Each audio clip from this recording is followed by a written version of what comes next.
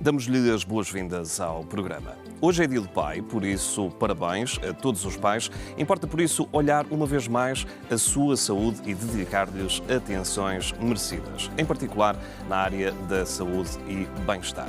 Iniciamos, por isso, o programa de hoje a conhecer uma inovação importante do grupo Trofa Saúde, o robô de urologia. Vamos conhecer esta nova tecnologia revolucionária agora com um trabalho de reportagem da Yanina Vaz.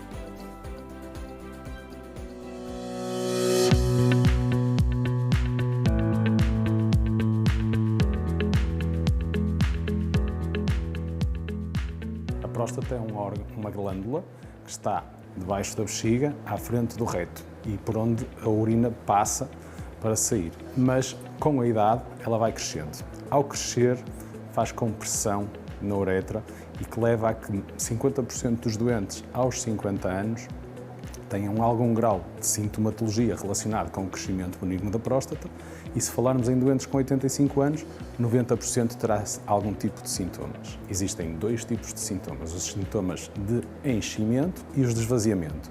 Os de enchimento são aqueles em que os doentes se queixam que vão muitas vezes ao quarto de banho, têm que se levantar durante a noite para urinar e isto é impactante na qualidade de vida, quer durante a noite, que perturba o sono, quer durante o dia, porque perturba a atividade normal e estão sempre preocupados quando têm um quarto de banho. Os sintomas de esvaziamento são aqueles sintomas em que o doente se queixa de dificuldade em urinar, que tem que puxar para começar a urinar, o jato é interrompido várias vezes e no fim fica a pingar antes de terminar a micção. Felizmente, cada vez mais os doentes procuram mais cedo na ótica do rastreio do cancro da próstata, que é um outro tipo de doença. Os doentes já vêm à consulta com esse receio e nós, ao perguntar, já fazemos um diagnóstico um bocadinho mais precoce. Há uns anos atrás era mais frequente chegar ao limite de ver doentes já em insuficiência renal, porque é isso que acontece se a hiperplasia benigna da próstata não for tratada. Vai dar complicações na bexiga, a seguir no rim, podendo levar à insuficiência renal. Portanto, felizmente, temos doentes a procurar mais cedo, o que permite um tratamento, um diagnóstico e um tratamento mais precoce.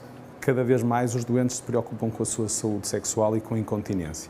Há sempre um receio que após a cirurgia da próstata os doentes fiquem incontinentes, fiquem sem ereção e sem ejaculação. Este novo robô é uma máquina que nos permite, somos nós que fazemos a marcação e delineamos o tratamento a fazer, mas é uma máquina que faz um corte de alta precisão com jatos de água. Ao ser jatos de água, não usa energia térmica, que é uma das principais razões que afeta muitas das vezes quer a continência, quer a ejaculação. E, portanto, ao não usar energia térmica, conseguimos fazer um procedimento rápido. Cada procedimento demora 5, 6 minutos e sem ter essa complicação depois da cirurgia. Portanto, resolvemos o problema das queixas do doente sem causar efeitos laterais. Outras vantagens é que, normalmente, a maioria dos doentes tem alta em menos de 24 horas, sem algália, podendo iniciar uma vida laboral mais precoce que com outros procedimentos. E, portanto, é uma novidade bastante interessante para que os doentes nos possam procurar e ter uma resposta mais adequada de acordo com aquelas expectativas, que é tratar sem ter efeitos laterais. Já temos alguns doentes que até preferem fazer o tratamento cirúrgico, porque como não tem grandes efeitos laterais, antes de começar com uma terapêutica oral, porque a terapêutica oral muitas das vezes também tem efeitos laterais indesejáveis na parte sexual. É uma máquina que tem toda a lógica a existir para proporcionarmos melhor qualidade de vida aos nossos pacientes.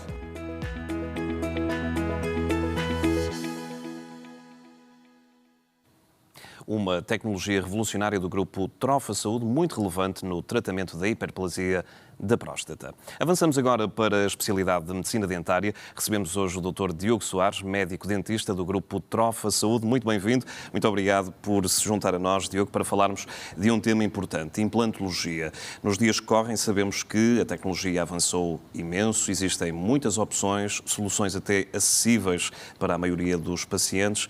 Por que é que é relevante falarmos sobre implantologia no dia de hoje, em particular porque estamos também no Dia do Pai, e pode ser até um presente interessante, o cuidado com a saúde oral. Porque é que é relevante, então? Bem-vindo. Obrigado. Antes de mais, agradecer o convite ao Porto Canal, ao Trofa Saúde, para poder falar aqui um pouco de uma das minhas paixões, que é a medicina dentária e, neste caso, a implantologia. Hoje, de facto, os tratamentos em implantologia são cada vez mais comuns na nossa prática clínica. Hoje os doentes procuram muito este tipo de tratamentos, mas falta também aqui falarmos um bocadinho daqueles que podem e devem ser os cuidados pós-operatórios neste tipo de cirurgias. Os doentes hoje, ao procurar este tipo de tratamentos, precisam também às vezes, de desmistificar alguns mitos sobre aquele que é o pós-operatório deste tipo de cirurgias. Muitas vezes o doente acredita que, por exemplo, diz assim: doutor, eu depois da cirurgia não vou poder comer, não é? Não posso comer. Isso é de todo verdade, não é de todo verdade. Isto porquê? Porque o nosso organismo, para cicatrizar, precisa, nomeadamente, de nutrientes. Então é muito importante que o doente se alimente convenientemente e através de uma dieta mole, naturalmente, mas que uma dieta que seja nutritiva e que permita ao doente passar um bom pós-operatório. Sabemos que é muito importante que o osso esteja preservado, ouvimos isto comumente ser falado, ou seja, é importante ter umas certas características para poder aceder a um processo de implantologia. Fala-nos um pouco sobre isto. Afinal, que osso é este que é importante preservar quando há uma perda dentária? Exatamente. E porque é que ele é tão relevante? E será que, não tendo osso, de facto, estamos no fim da linha, não há nada a fazer? Não, de todo. O objetivo é preservar ao máximo o osso do doente. Nós temos sempre que pensar que, quando nós perdemos um dente, está sempre associada a essa extração a perda de osso e de gengiva. E por isto é muito importante que o doente consiga, no menor espaço de tempo possível, repor esse dente perdido. O que acontece muitas vezes, e hoje, felizmente, nós temos outro tipo de conhecimento também, os doentes faziam a extração de um dente e, pura e simplesmente, não se fazia nada. E hoje chegam-nos à nossa consulta depois de 20 anos sem dentes. O facto do doente andar 20 anos sem dentes, esse osso atrofia, como qualquer outra parte do nosso organismo. Ao atrofiar, eu vou ficar com uma quantidade muito pequena de osso e de gengiva para colocar os meus implantes dentários. Isso torna o processo, se calhar, um pouco mais longo. Então, o objetivo é exatamente este, é passar esta informação aos nossos doentes e aos telespectadores que estão lá em casa. Se, porventura, perdermos um dente, é fundamental repormos esse dente o mais rápido possível. Se não o fizermos a tempo, naturalmente, vamos ter outro tipo de procedimentos e, felizmente, hoje a medicina dentária tem técnicas e nós temos técnicas que permitem, em doentes que não têm osso, repor esse osso e, assim mesmo, os implantes para que a pessoa possa fazer uma vida normal e que se sinta bem, confortável e que também, em termos de mastigação e em termos de saúde geral, consiga estar bem consigo próprio. Já nos vamos focar no tópico central, que são os cuidados a ter no pós-cirúrgico, mas olhar então ainda este receio, este medo que está subjacente ainda à sua especialidade. Muita gente não visita o dentista como deveria fazê-lo, com a regularidade que está prevista, por receio, por desconhecimento, por alguma falta de literacia para a saúde.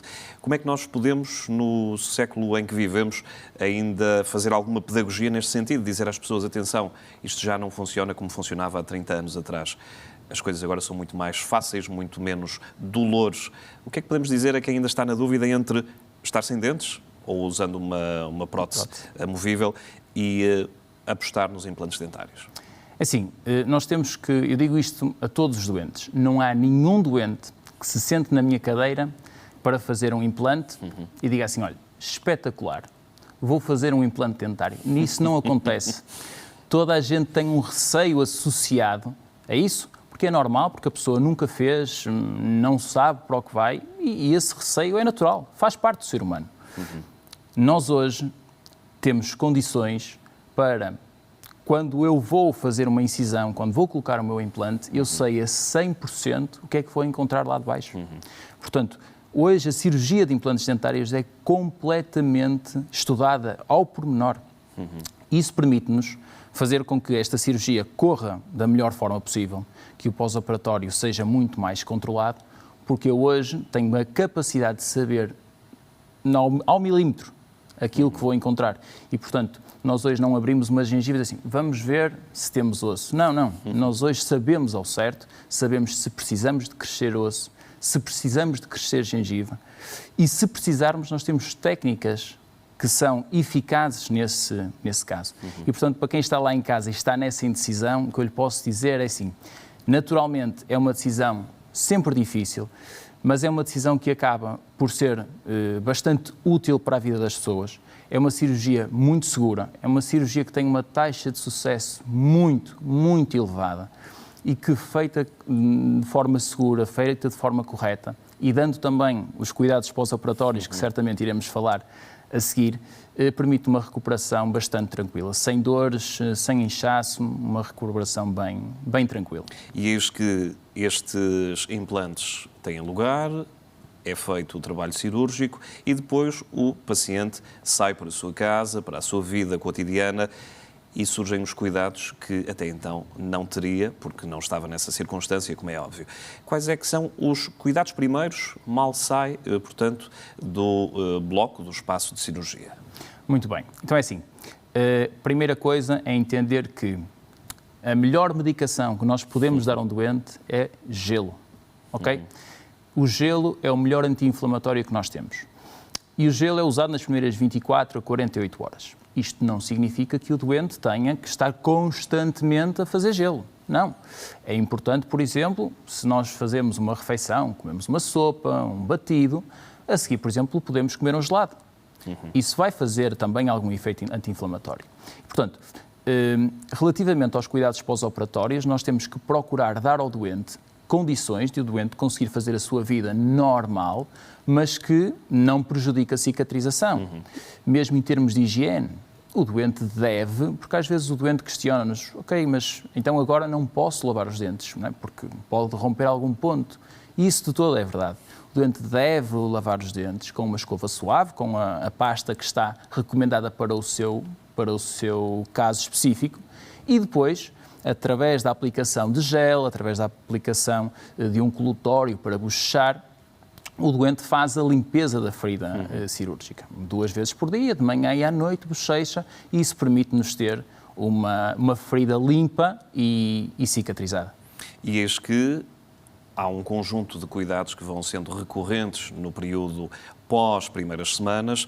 A visita novamente ao médico implantologista, ao médico dentista, acontece mais ou menos passado quanto tempo? Muito bem. Então, depois nós colocamos o implante, nós marcamos uma consulta passado 10 dias, sensivelmente, removemos os pontos e depois marcamos normalmente uma consulta ao final de 3, 4 meses, em que o doente vai fazer a sua vida perfeitamente normal. O implante fica a cicatrizar e a sua vida continua. Ao final de 3, 4 meses, e isto depende sempre aqui de caso para caso, o doente retorna à nossa consulta para depois fazer a parte protética, colocar as coroas sobre implantes, escolher a cor, escolher a forma. E também neste sentido, na parte estética do tratamento de implantologia, que é uma preocupação cada vez maior das pessoas, nós hoje temos a capacidade de dar um resultado não só bonito, mas também um resultado cada vez mais natural. Porque hoje o doente quer um resultado bonito, quer dentes brancos, mas quer um resultado natural. E nós hoje, através de técnicas laboratoriais, conseguimos desenhar o sorriso do doente e planear um sorriso bonito e que a pessoa esteja confortável e confiante com o seu próprio sorriso, porque o sorriso é a curva mais bonita de uma pessoa e, portanto, temos que cuidar dele. Mas quando falamos em implantologia, não falamos apenas dos dentes que estão visíveis. Falamos de dentes que muitas vezes são utilizados essencialmente para, não tanto para o processamento dos alimentos mais primário, não é? Para cortar os alimentos, são mais para uma mastigação, para moer os alimentos e que, não estando visíveis, as pessoas acabam por ir deixando para a frente, porque estamos a falar de molares que não estão tão visíveis quando sorrimos.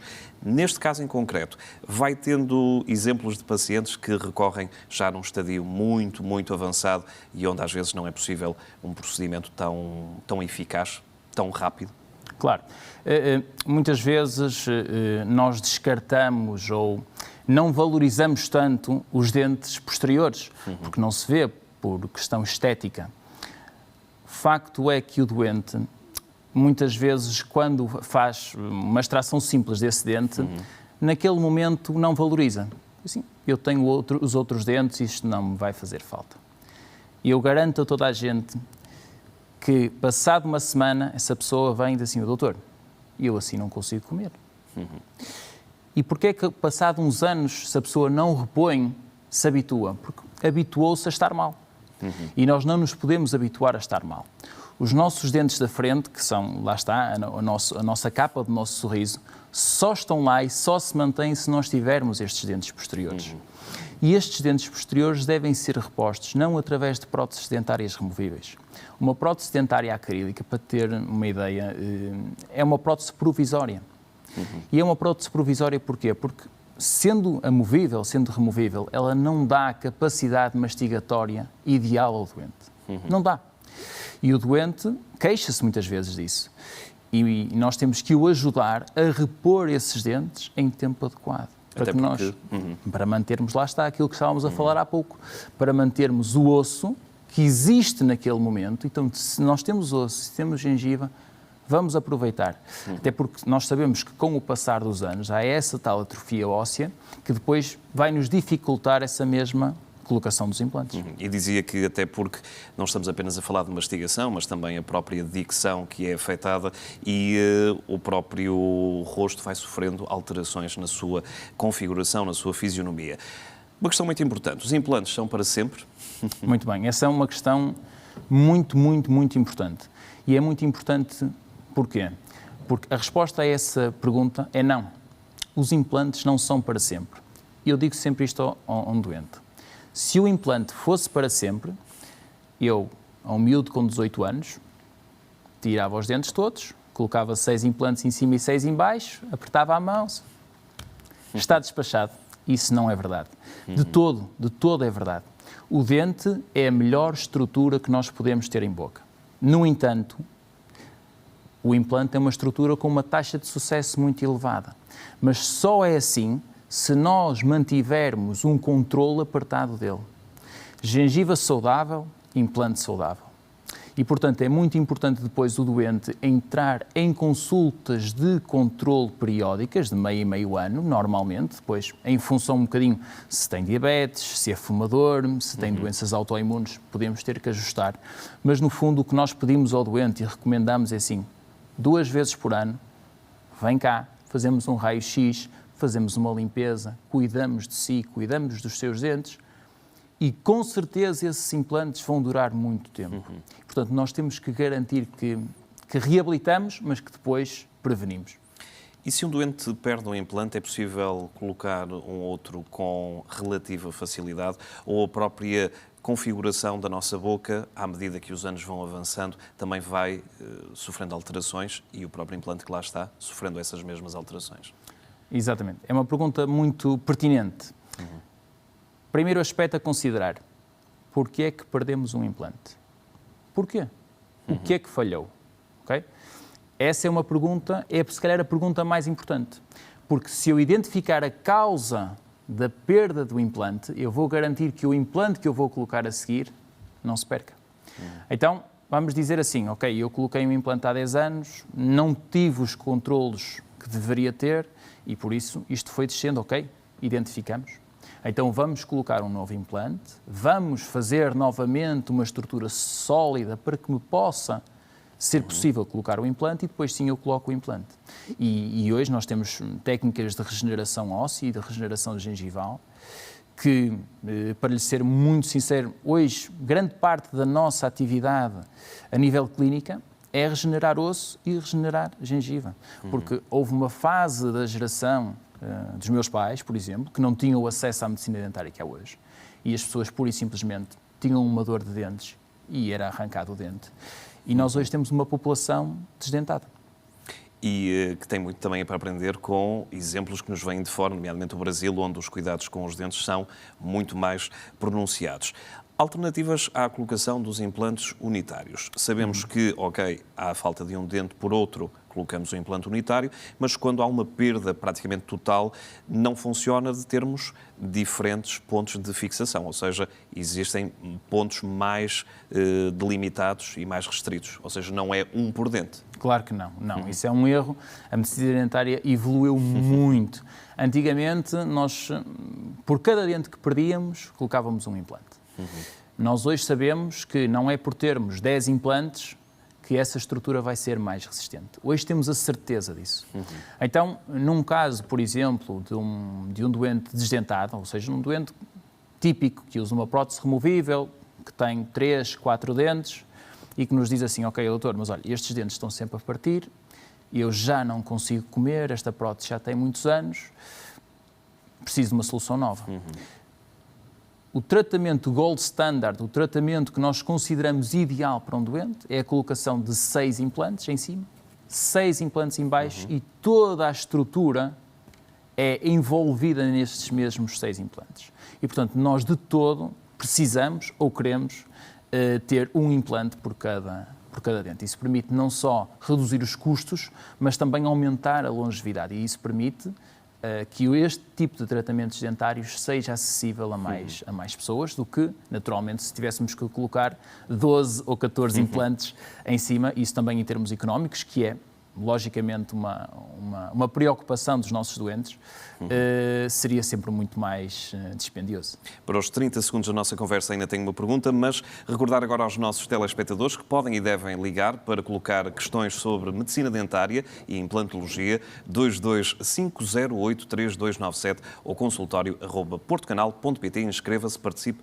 já a seguir. Doutor, para as notas finais desta nossa conversa, é possível a colocação de implantes em doentes que estão com outras circunstâncias de saúde, nomeadamente doentes oncológicos, doentes que têm doenças autoimunes? Como é que é o procedimento nestes casos? Imagino que avaliado situação a situação. Certo. Isso terá sempre que ser avaliado de situação a situação. O que lhe posso dizer é que nós hoje, felizmente, temos uma técnica muito específica, que inclusivamente temos que valorizar aquilo que é produzido cá em Portugal. Nós temos uma técnica que inclusivamente é produzida cá em Portugal, este sistema é produzido cá, que nos permite num doente sem osso, que inclusivamente tenha outro tipo de patologias que não nos permita fazer uma cirurgia mais invasiva, de crescimento ósseo, por exemplo. E eu consigo neste momento a um doente que não tem osso, reabilitar esse doente com dentes fixos, sem regenerar osso. E, portanto, essa é uma técnica inovadora, uma técnica espetacular e que, naturalmente, se os nossos telespectadores, os nossos doentes que estão lá em casa, se tiverem interesse, nós temos todo o gosto em poder partilhar e ajudar, porque isto é uma técnica, de facto, brutal. Vamos continuar a conversar já a seguir, também com a participação dos nossos telespectadores. 225083297 ou consultório@portocanal.pt. Contamos consigo já a seguir, depois de um curtíssimo intervalo. Até já.